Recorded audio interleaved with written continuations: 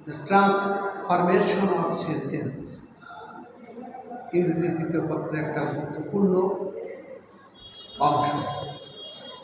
তাই আজকে আমরা ট্রান্সফরমেশন অফ সেন্টেন্সের নেগেটিভ সেন্টেন্স কীভাবে করতে হয় সেটা আমরা দেখলাম। এখানে আমরা দেখেছি যে ইনফিনাইট প্রোনাউন থেকে নেগেটিভ সেন্টেন্স করার নিয়ম। ইনফিনাইট প্রোনাউন থেকে নেগেটিভ করতে হলে আগে আমার জানতে হবে যে ইনফিনাইট প্রোনাউন প্রয়োগ করব।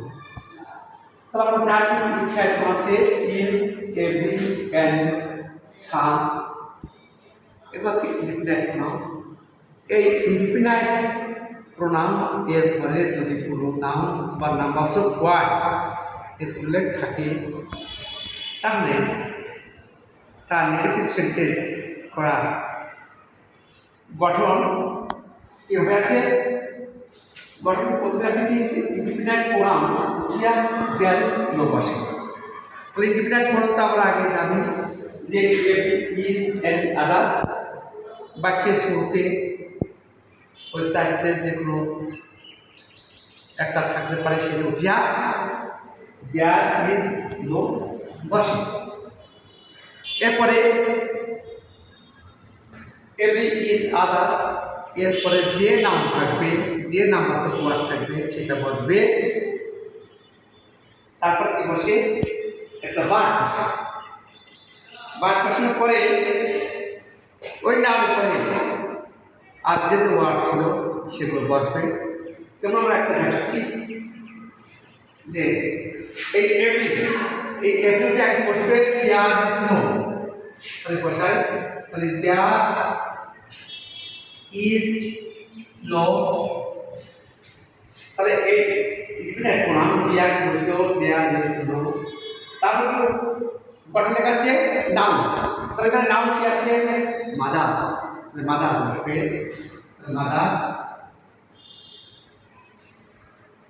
আচ্ছা নাউন বসার পরে কি আছে বা, এবার বাঘ বসবে। তারপর লেখা আছে বাকি অংশ। এখন বাকি অংশ কি ছিল লাভ, হার, চাই, এখন বসে যাবে লাভ, হার, চাই।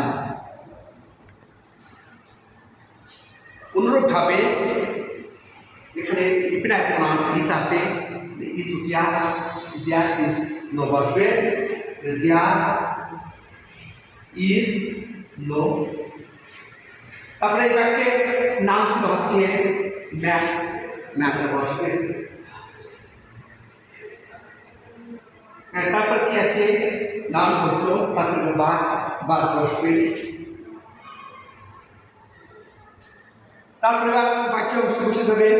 বাক্য অংশ আছে উইশেস টু বি গ্রেট, তাহলে উইশেস টু বি গ্রেট। এখন আমি যেটা বলতে চাচ্ছি, এইভাবে যদি আমরা নিয়ম ধরে গ্রামার শিখি বা করি তারপরে ইংরেজি শেখা কোনো কষ্ট দেয় না। কারণ এটা আমাদের দেশি ভাষা না, এটা বিদেশি ভাষা। এই বিদেশি ভাষা নিয়ম ছাড়া আদৌ শেখা যায় না। যারা সাধারণত এই নিয়ম সম্পর্কে একেবারে উদাসীন তারাই দেখা যায় কি ইংলিশে ফেল করে থাকে বা ইংলিশে খারাপ রেজাল্ট করে থাকে। তাই এমনিভাবে যদি আমরা প্রতিদিন যদি এভাবে একটা করে নিয়ম যদি আমরা শিখে থাকি তারপর আমাদের এই ইংরেজি শিখতে বড় 2 মাস সময় লাগবে। তারপর সে অবশ্যই ইংরেজি শিখতে পারবে এবং ইংরেজি ভালো রেজাল্ট করতে পারবে। আশা করি সবাই আমার কথা শুনবে এবং ভবিষ্যতে এসে ভালো রেজাল্ট করবে। খুদা হাফেজ।